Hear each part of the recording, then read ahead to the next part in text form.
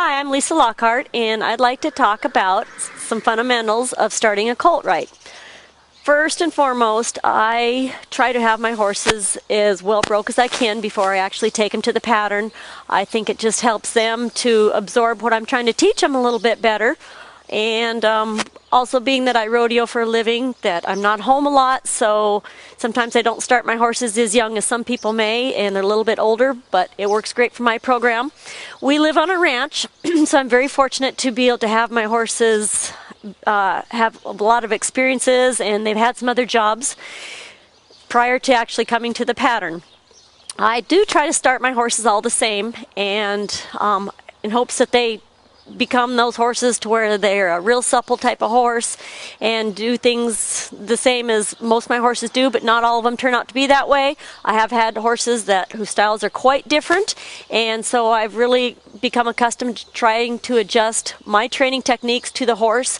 I start them the same, and at some point in time in that training, it becomes obvious as to whether or not they're going to adapt to that specifically, or if I need to adjust my game plan a little bit.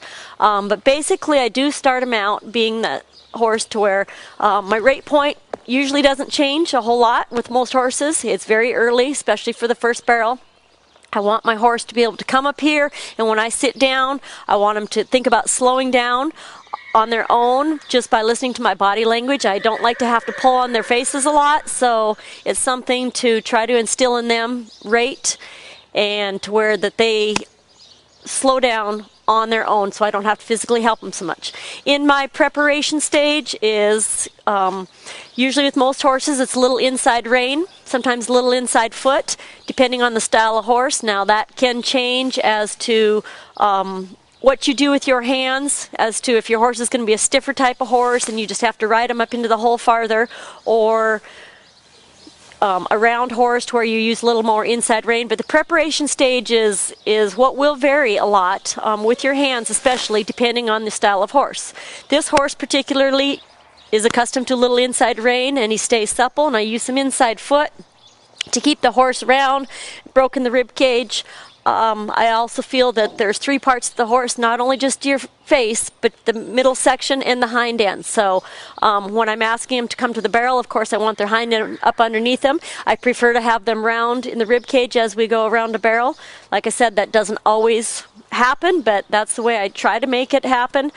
And using your feet a lot. If a horse has a tendency to want to come in, if they're going to be too tight, where I'd prefer my road to be out a little bit, if they're too tight, as I'm coming to that barrel to try to compensate, the more inside foot I use to try to round them up, even at a later point in time, is better than none at all.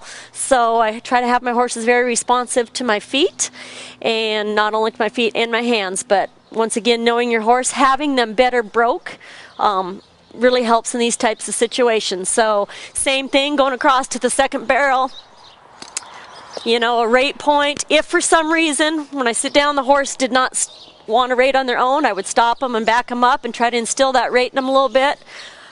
Once again, not trying to cram everything all at one point. I think there's 3 steps to the preparations, or 3 steps before you actually start turning the barrel, and that's very methodically asking them to adjust their speed, getting prepared for their turn, and then actually engaging in their turn using some inside rein and inside foot on this horse particularly, keeping your body real centered, keeping your hands real quiet.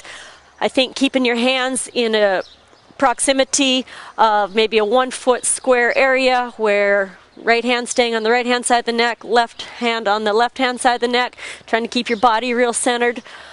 I try to ride as quietly as I can, which I feel like, so when I do send my horse a signal, that he's able to respond to that, and hope that I've trained him to be as responsive as I can. I want to talk about a few more things that in your advancement with starting a colt right, when you need to start figuring out the differences in your horses. And for example, this colt that I'm on, some things that he may do that I need to adjust specifically in his training. For example, he maybe wants to get a little tight sometimes on his first barrel, and maybe a little wide coming into my second barrel. So there's things that I've had to do to adjust and be reactive to him, and try to fix those the best that we can to make him a better horse. So in doing that, some certain things that I would probably do is think about, as I'm coming to my first barrel, think about using a little bit more inside foot to keep him round. As I'm coming into this barrel, using a little more inside foot, which actually caused him to switch leads there.